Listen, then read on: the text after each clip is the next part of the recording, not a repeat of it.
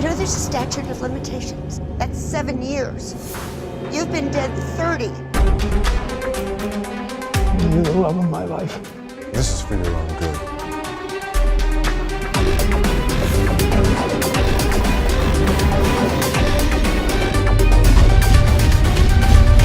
Tell me, Mom. Tell me what you want me to know.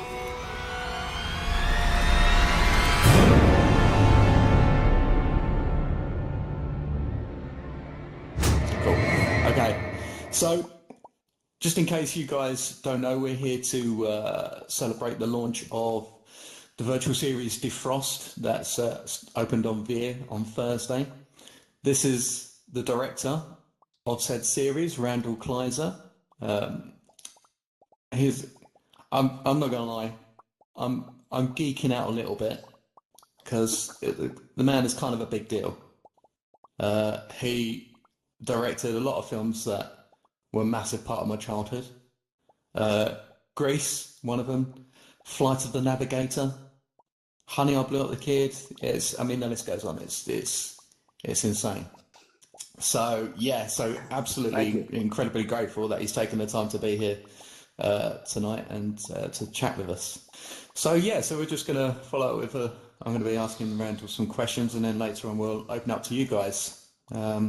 So Randal, I think the first question I have really is like, how did you find the jump from traditional filmmaking to VR filmmaking? Well, like I said in this video, I feel like I'm back in film school because there's no rules and we're trying new things. I was thrilled with the idea of being able to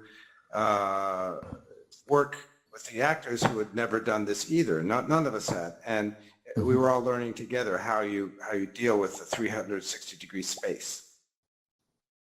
Yeah.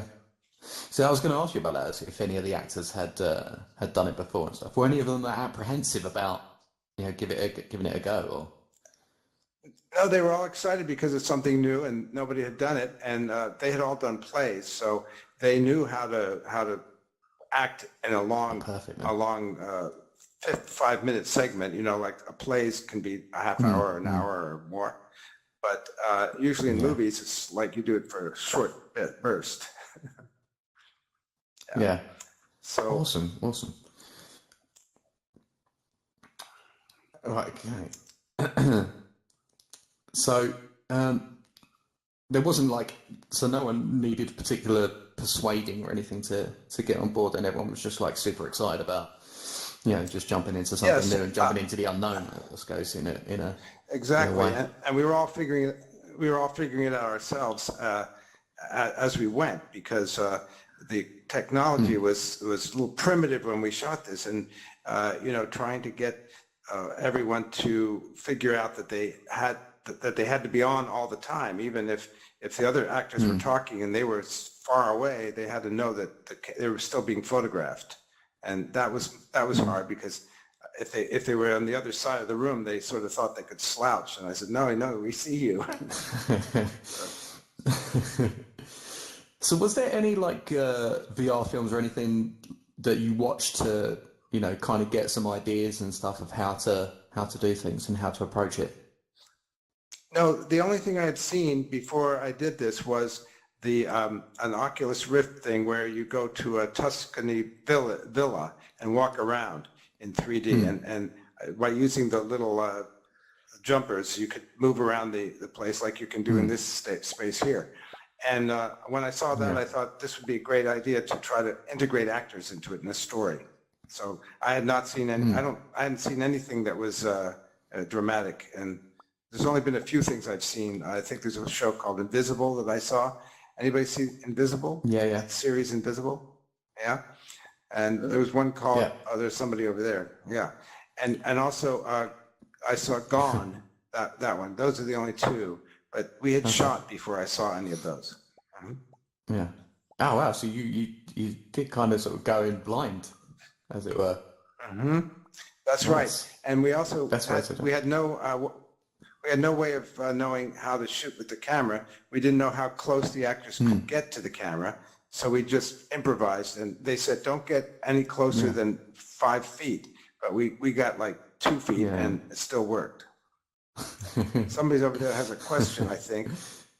Is that over there? Let's Someone go. has a question, I thought. Oh. Let's go. Yeah, we'll save the questions till the end. Oh, okay. So yeah, just keep hold of them. We'll have plenty of time. Okay. So what would you say were like the biggest differences and like the biggest challenges between like working on this and working in like a traditional film?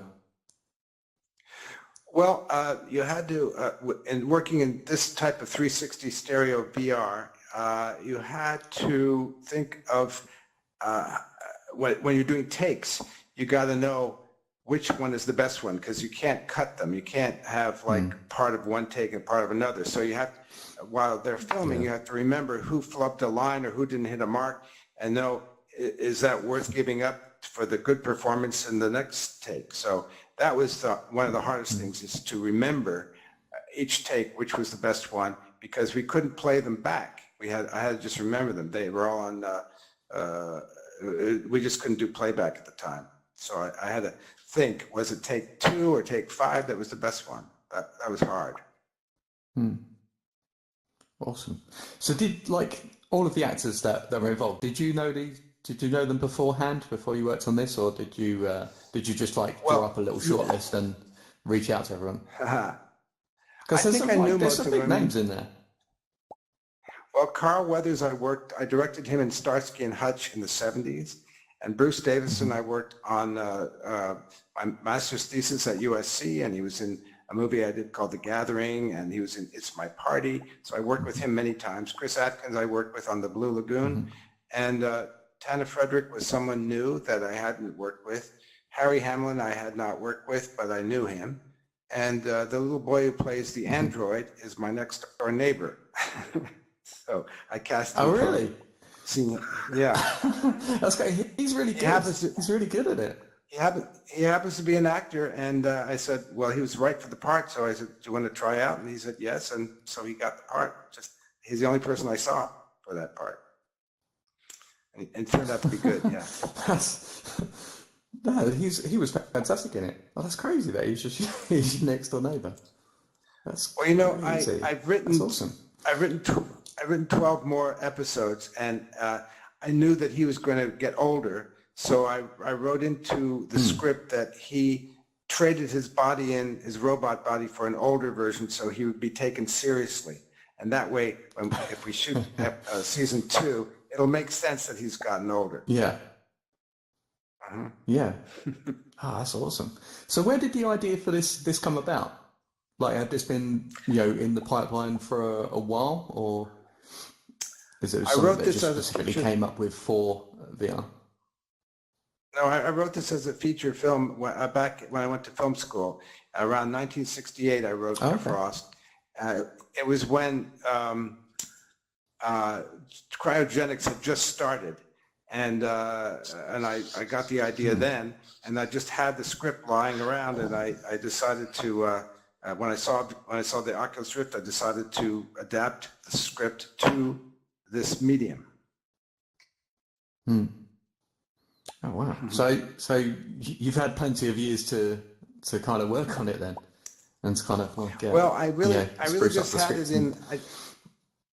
I had it in like a trunk. I didn't really work on it until I saw the Oculus Rift, and then I thought, wow, this would work really, really good, because when you're in the goggles, you can't speak and you cannot get up and walk around. So it was a perfect story for this project. Yeah, definitely. So have you got any more like VR projects that you sort of planning for in the future? Yeah, so I'm working on one right now. It's called Grease MR. It's a mixed reality project. We took the song "You're the One That I Want," and we had 20 dancers dance in a volumetric capture space at Manhattan Beach Studios, the Intel studios, and we shot that song, and now we're making it so that when you have an iPad, you can aim it towards a space, and they'll pop up and dance and get in the car and fly around. So that's coming out next. That sounds amazing. That is awesome. I look forward to It's that. very well. It's kind of like, going from, I wanted to try new things, and after doing 360 stereo, this was the next step: is volumetric capture and AR. Yeah, definitely. Especially AR. AR's huge right now, so it's certainly worth getting involved in. That's for sure. Right. That's awesome. Nice. So, what advice would you give to like any traditional filmmakers that are looking to get into VR? If people are looking to get into it, there's these very cheap cameras. You know, the ones I'm talking about that look like almost like they're like about this big, and they are you just hold them up. I think somebody over there knows about it. I forget the name. He wants to tell the Mark name of it. Oh, I Go on, don't know Mark. it. I'm sorry. Yeah, Joanna. Oh, Mark. All right. We were so excited then. I'm sorry. Anyhow, That's all right. what I would suggest is just getting one of those cameras, because they're very inexpensive and they work really well. You don't have to worry about stitching. And just try things. That's what I would suggest. Yeah. Because I think students are going to end up developing the new language of VR because they have time and they don't have to make money. They can No, experiment. absolutely. What camera did you? Actually, I think I saw it in the thing. You guys shot on the Nokia Ozo. Is that right? The first episode was shot with. Yes, the first episode was shot on 2 GoPros strapped together with wide lenses, and then the rest of the episodes were in 3D, shot on the Nokia's Ozo. And it was the prototype. Okay. How was the workflow Ozo. with that? How was the what? The workflow. What'd you say? with the Ozo. Oh, How was it the didn't work workflow very well with that? Yeah, it didn't work very well because it was the prototype, and there were a lot of kinks that had to be worked out. And we shot with the prototype for 11 episodes, and then we finally shot with the completed camera on the 12th episode. But that worked much better. But they have since disbanded that camera, and they no longer make it. Yeah. So yeah, I'm getting started now in the 360 space, and I have a very basic, I guess, consumer level 360 camera, and it's just the 2 back-to-back lenses. I'm wondering how important you think it is for an amateur filmmaker to get into the 3D aspect, with the multiple lenses, so that you have that 3D aspect within VR, or is it worth it to just go ahead with a normal camera or a cheaper camera for now, just to experiment, I guess, if that makes sense. Okay, all right. Okay, sorry guys. All right, let me get back over here and answer that question. I'm new to this. Okay.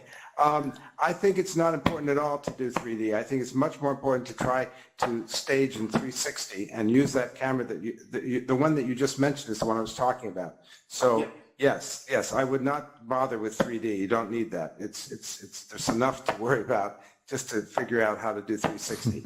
Yeah. Okay. Yeah. Okay. Thank you. I totally agree. Awesome. All right, on the list, Manny. You have a question apparently. He pushed the wrong button too. Right? Okay. I think no, it's over here. There's one over there. 2 people have their hands up over there. Oh. Okay. Oh, go for it, Mark. Is the method that you use called stereoscopic? Yes. I don't know if I pronounced. And you said something about using GoPros. You can do this with GoPros? Well, the first episode was with 2 GoPros, yes, and there was no stereo. It was not stereoscopic. It was flat, or not flat, but it was not. It was 2D, but 360. The rest of them were all in 360. That's fascinating. Mm-hmm. Yeah, you can do it with 2 GoPros or the camera that this gentleman here was talking about. That's even easier because there's no stitching needed. I hope at some time that we're able to purchase this. Well, yeah, you can buy it right now. What's it? I was not aware of that. Okay. So yeah, I actually started with the GoPro 360, and that's the cheapest one right now. But the one that I just got is the Insta360 One X, and that's about $450. But it comes with the desktop editor, the mobile editor. You can use VeeR for extra effects, and it's got a pretty decent in-camera microphone. I'm still experimenting with it, but I'm loving it so far. So that's a it's a really good camera. Consumer level 360 camera. Yeah, I think experimenting. You have a question? I do, yes. There he is. I grew up watching your movies, so I'm a huge fan. So thank you for that. Sure. I just wanted to know where is this going to be available at the series? It's available. So this will be VeeR. available on VeeR. On VeeR? Yeah. So if you download, what headset are you on? I'm on the Oculus Rift. Perfect. Okay. Yeah. So if you download the VeeR app, and then you'll be able to find it in there in the premium content section. Excellent. Thank you. And there's like 12 episodes of sci-fi goodness. Nice. Yeah. I've never heard of the app before. Oh. It's one of the few. We did a lot of research, and this is the first one that we found that is set up to do this, to actually allow people to download and buy this thing, which we self-finance, so we can't give it away for free. You know, it's just too expensive. So we need all your help. We need your help. Yeah. It's based on a true story, isn't it? Well, not really. I'm just kidding. Any other questions? Wave your hands in the air like you just don't care.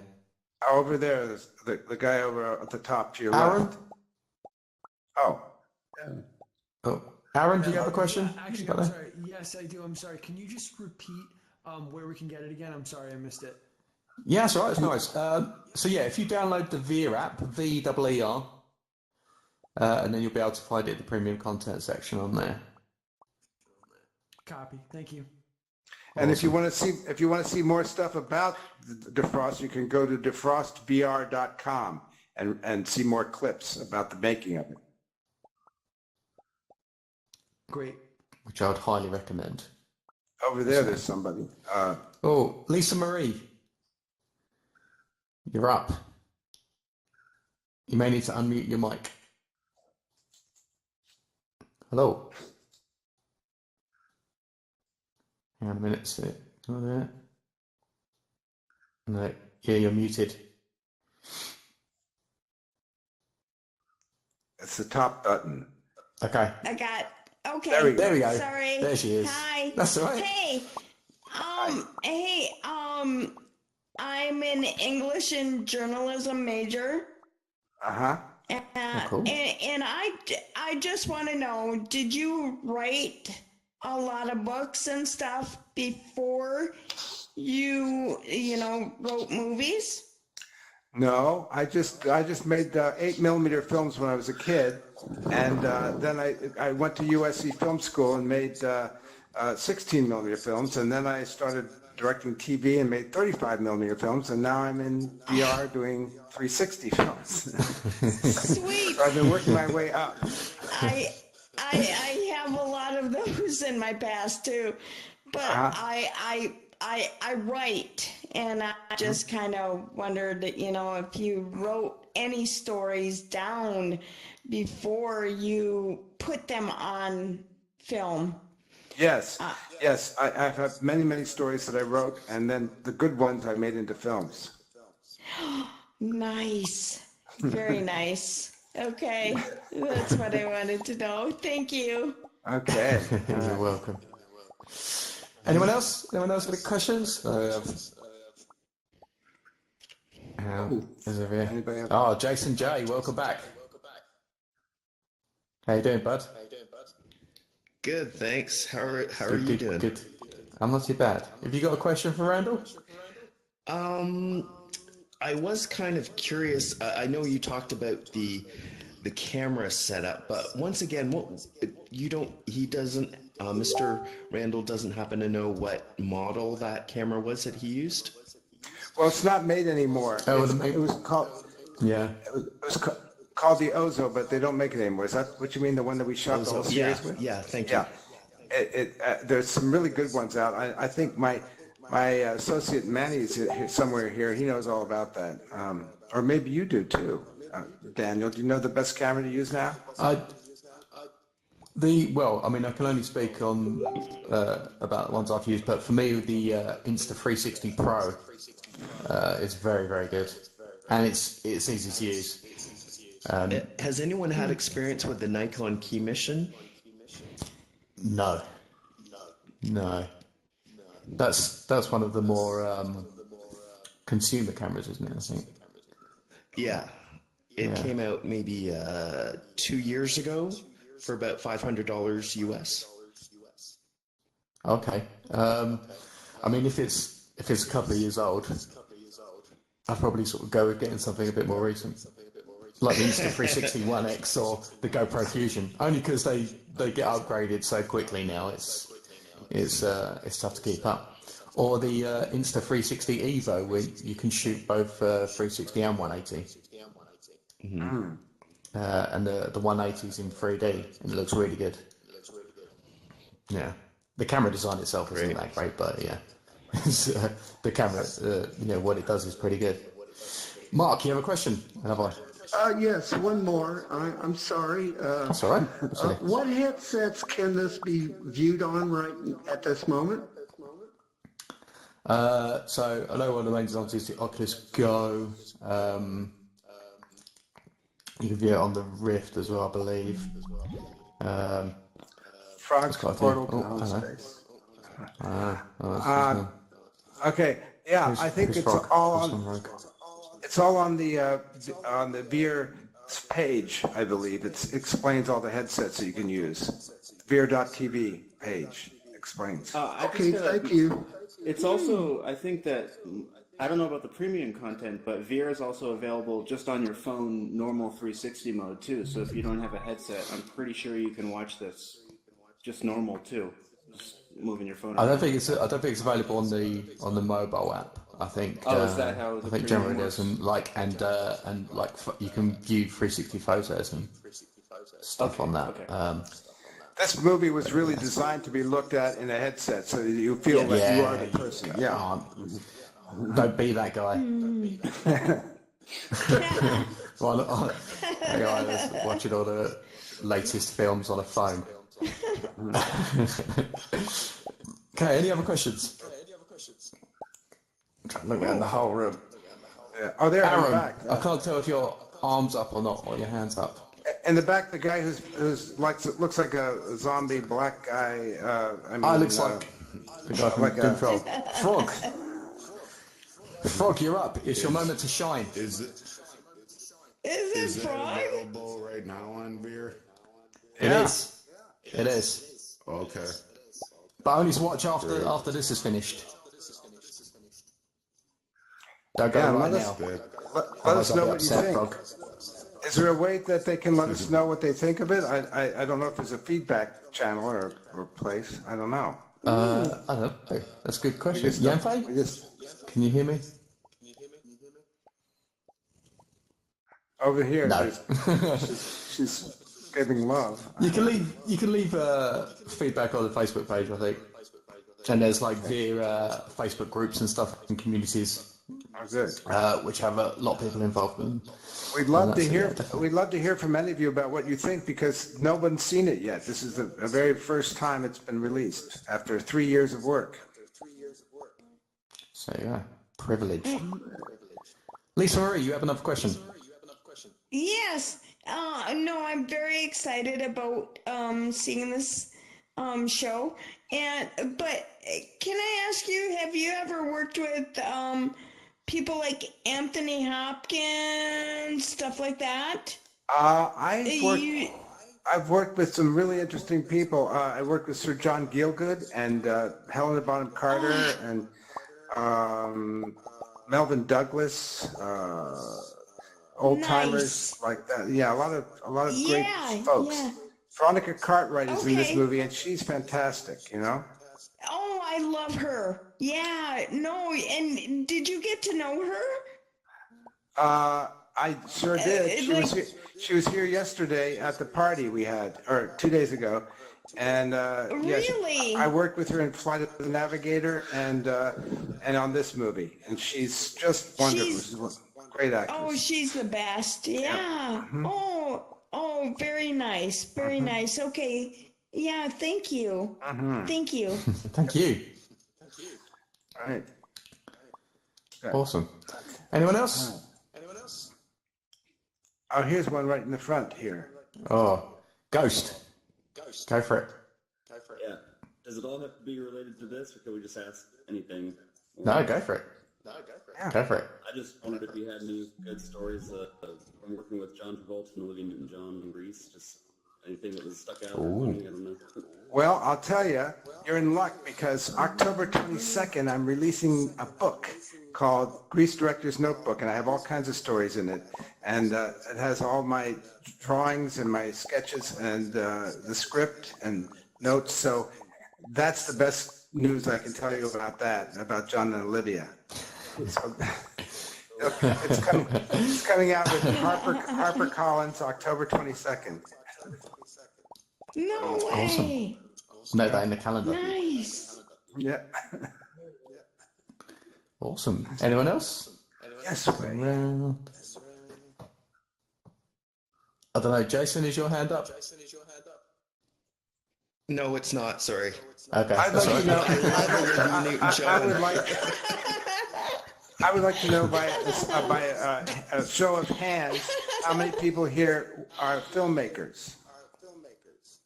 Ooh, 1, question. 2, 3, 4. Team What's up there? 4. writers? Okay. Say 5. writers? Oh, writers are filmmakers. Sure. Yeah. Mm-hmm. Great. So Animators. five people here. Good. 360 animation. Oh, that's filmmaking for sure. Yeah. So Nice. I think you filmmakers will really enjoy seeing the show because you see the challenges that we all had to face. And we shot this in 9 days, but it took 3 years to put it together because of all the technical issues we had. So what kind of what kind of technical issues were it like? Well, stitching was the biggest one, and and also we had sometimes the characters would be attached to the background, and we'd have to go in and cut by hand around each frame, separate them from the background so that they wouldn't warp with the background. That took months and months. Wow, that's crazy. Stitching is the worst. Yeah. That's why I kind of like the ones that sort of do it in camera. It just makes life so much easier. Right. How about audio? How did you record the audio? The audio was done with spatial audio, where you can hear exactly where the people are. Like, this is spatial audio in this room right now. Like, what I can hear when I turn around, I can hear you. When I look at you and I turn my head like this, I still hear you coming from there. And that's the way we did the show. And it was all done in post, where we had the sound guys figure out where you should be looking or where the sound should be coming for each actor. Oh wow! So how did you, like, as you were shooting it, how did you record the sound then? Did you like have everyone mic'd up or? Yes, we had lavalier radio mics, and then we in post figured out where they should be in space. Yeah. Oh, awesome. Yeah. Awesome. That's pretty cool. Any other questions, folks? Panomo, I can't tell if you got your hand up or if you're just touching this dude on the head. No. Which one do you say no to? You having your hand up or touching him on the head? Own up, Panomo. The whole room is looking at you. No question. I have a question. Over to the left here. Oh, yeah, go for it. Can you talk about the green screen process, why you used it, and what techniques you used to create the backgrounds for the green screen? Well, the green screen was, we got like the Los Angeles Film School allowed us to go and use their green screen, but it was only half the room, and we had to bring in all kinds of green curtains to put around to make it 360. And then the background was a spaceship that we found on, we downloaded from a, what's it called, Manny? TurboSquid. TurboSquid is a website where you can download sets and props and put them in this CGI space. And so we found this terrific spaceship on TurboSquid, and we bought it, and then we lit it and did the textures, and then we used that as the background, and then we had the actors on the 360 green screen. And that's the last episode, episode 12. You will see this virtual set that was from TurboSquid. I've never heard of a 360 green screen, so that must have been really difficult. Yeah, well, we just hung curtains around the outside of the cove that was normally there, you know, so we were completely covered because the actors were running into it, and we had to have it fit the set. Cool. Okay. All right. And then I think we can start wrapping that up. Thank you again for coming, Randal. Honestly, it my means, pleasure. It's my first time. Hell of a lot that you took time out. So fun to see all you guys all over the world. Thank you for coming. I'll do this again for sure. It's so weird to see. It's so weird to see an audience applause but not be able to hear it. Yes, I know. It's kind of strange. It's great to see it all coming up. But yeah, thank you, and thank you to everyone for coming out tonight. Randal. Enjoy the rest of your Saturday evening. Thank you. And yeah, feel free to subscribe to the channels and follow VeeR at Let's VeeR on all the social medias. And give us some feedback. Thank you. Yeah, definitely. Yeah, go check it out. Go check it out now. Don't go out. Thank you. Don't go out tonight if you've got plans. You know, cancel them. Ring your friends up. Say, look, I can't come to the bar tonight. I've got something's come up. And there you go. Just binge watch DEFROST. Honestly, you won't regret it. It'll be the best Saturday night you've ever had.